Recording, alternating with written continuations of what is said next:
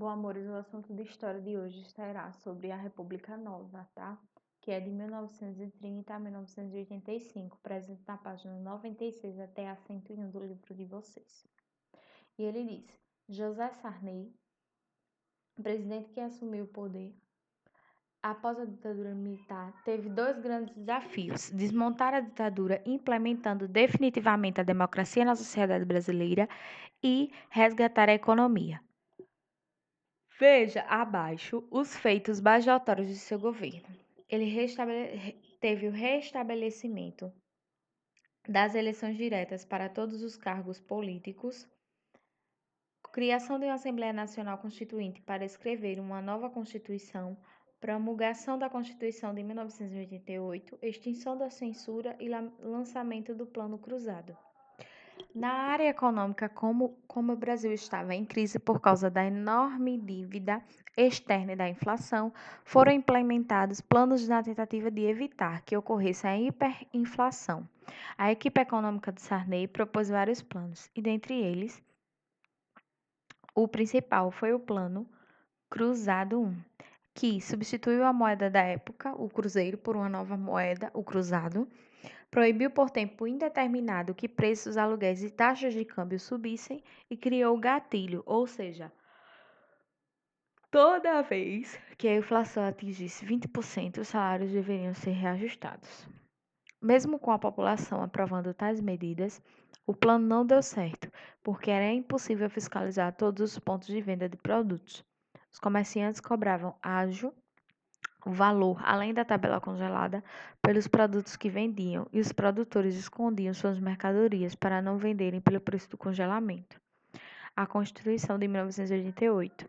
A Constituição de 1988 apresentou várias conquistas, entre elas as eleições diretas para presidentes, governadores e prefeitos, direito ao voto para o analfabeto, voto obrigatório entre 18 e 70 anos, voto facultativo para jovens entre 16 e 17 anos, igualdade de direito e obrigações entre homens e mulheres, combate à discriminação e ao preconceito de todo tipo étnico, sexual, religioso, condição social e etc.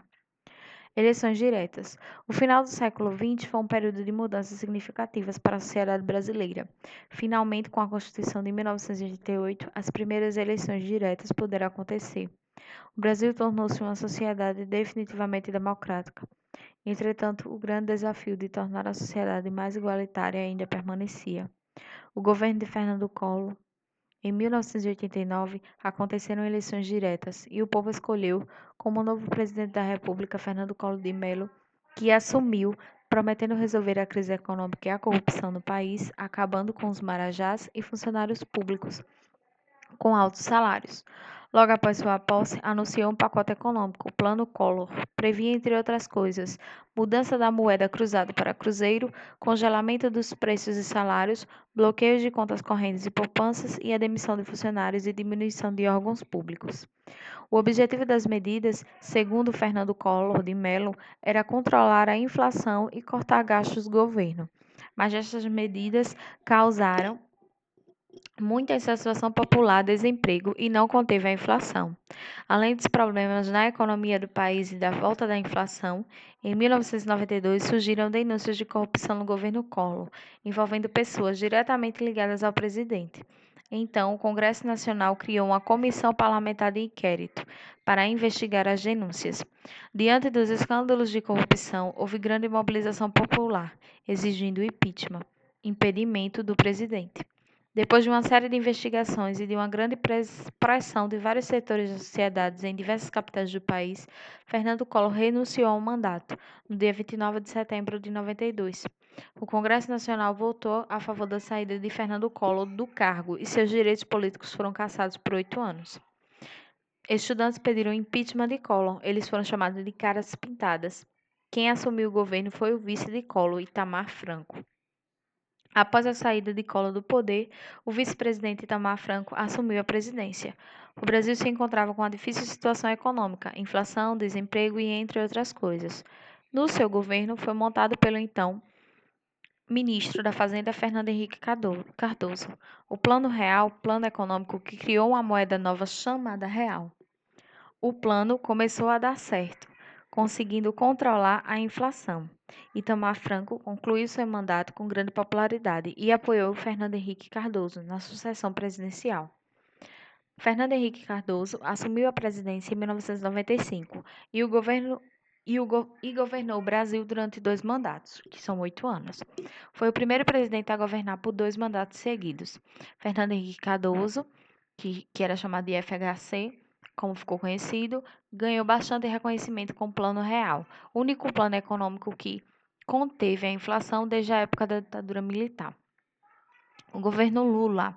Em 2003, Luiz Inácio Lula da Silva assumiu a presidência, prometendo dar novos rumos à política brasileira. Era a primeira vez na história do país que um ex-operário vindo do Nordeste assumiria a presidência da República.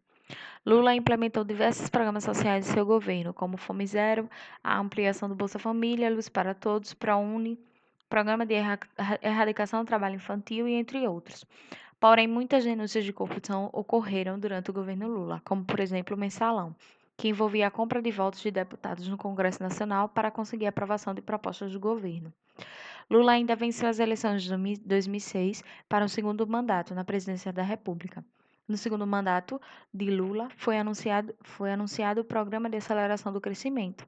Esse programa consiste em medidas que foram implementadas para acelerar o crescimento da economia, numa parceria entre o poder público e as empresas privadas.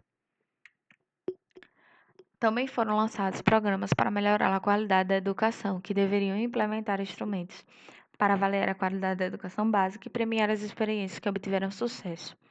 Lula encerrou o mandato com um bom índice de aprovação popular ao seu governo e apoiou a eleição de Dilma Rousseff à presidência da República.